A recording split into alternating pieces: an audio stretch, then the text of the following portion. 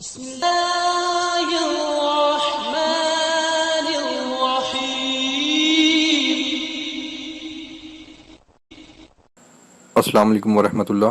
یہ ڈاکٹر فضل الہی صاحب کا آفیشیل یوٹیوب چینل ہے، اس کو لائک، سبسکرائب اور شیئر کریں اور بیل آئیکن پریس کریں تاکہ نئے آنے والی ویڈیوز کا نوٹیفیکیشن آپ کو موصول ہو سکے۔ جزاکم اللہ خیر۔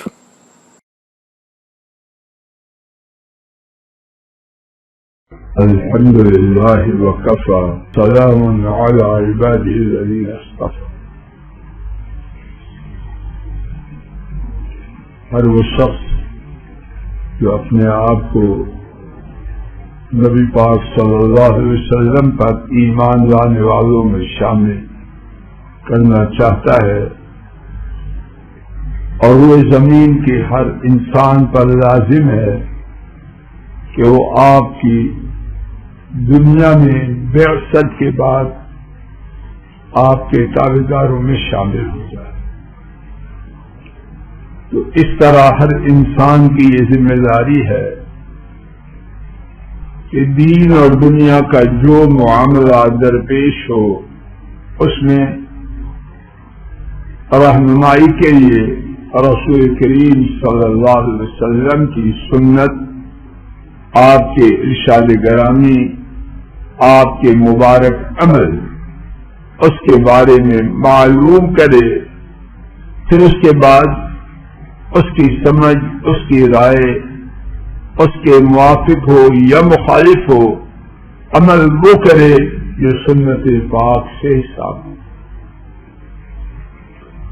ہم کیسے ہیں اپنے بارے میں خوب جانتے ہیں۔ اللہ مجھے اور آپ سب کو اور ہمارے کنبوں کو ہدایت۔ ایک اللہ والے جن کے ایماندار ہونے کی حتمی طور پر گارنٹی ہے، آئیے ان کا ایک واقعہ سنتے ہیں۔ ساری زندگی اللہ کی توفیق سے اسے یاد رکھیں اور اس کی روشنی میں اپنی زندگیوں کو میں آپ بنائیں اور اپنے پیاروں کو وہ سبق پڑھائیں۔ امام مالک رحمہ اللہ نے جعفر بن محمد بن علی ان سے روایت کی کہ انہوں نے اپنے باپ محمد بن علی ان سے روایت کیا۔ عمر بن خطاب رضی اللہ تعالی عنہ نے مجوسیوں کا ذکر کیا۔ مجوسی کہتے ہیں آتش پرست، جو آگ کی پوجا کرتے تھے اور کرتے ہیں، اور ایرانی اس زمانے میں عام طور پر مجوسی تھے، آتش پرست۔ تو انہوں نے فرمایا ما ادری کیف اثنا فی امرہم، میں نہیں جانتا کہ ان کے بارے میں کیا کروں۔ مسئلہ یہ ہے کہ اسلامی ریاست دین کی دعوت دیتی ہے، جو اہل کتاب ہیں ان کے بارے میں پہلی بات یہ ہے کہ وہ مسلمان ہو جائے، دوسری بات یہ ہے کہ وہ جزیہ دے کر اسلامی ریاست کے تابعدار بن جائے، اور تیسری بات یہ ہے کہ جہاد کے لیے تیار ہو جائے۔ اہل کتاب کے علاوہ مشرک ان کے لیے دو باتیں تھیں، یا مسلمان ہو جائیں یا جہاد کے لیے تیار ہو جائیں۔ جزیہ والی کی بات مشرکوں کے لیے نہ تھی، یہ استثناء، یہ ایکسپشن اہل کتاب کے لیے تھی۔ تو آپ بھی سمجھ آئے کہ ان کے لیے تیسری بات کیا ہے؟ جزیہ کا دینا۔ عمر فاروق رضی اللہ تعالیٰ نے اتنی بڑی شخصیت، اور جب یہ بات فرما رہے امت میں سب سے بڑی شخصیت، اللہ کے نبی پاک صلی اللہ علیہ وسلم تشریف لے جا چکے ہیں، ان کے بعد صدیق رضی اللہ عنہ وہ بھی اللہ کے ہاں جا چکے ہیں۔ اب امت میں اللہ کے ہاں کتاب و سنت کی روشنی میں سب سے بڑا کون تھا؟ جواب دیجیے زور سے۔ اب اتنا بڑا ہونے کے اور بڑا دینی طور پر بھی اور اقتدار کے اعتبار سے بھی، اور اقتدار صحیح معنوں میں حاکم تھے، نام نہاد حاکم نہ تھے، بے اختیار حاکم نہ تھے۔ اللہ نے وہ روب دبدبا شان و عظمت دی تھی کہ ان کے نام سے دشمن لرزا اور ترسا تھے۔ اب سب کچھ ہونے کے باوجود کیا کہہ رہے ہیں؟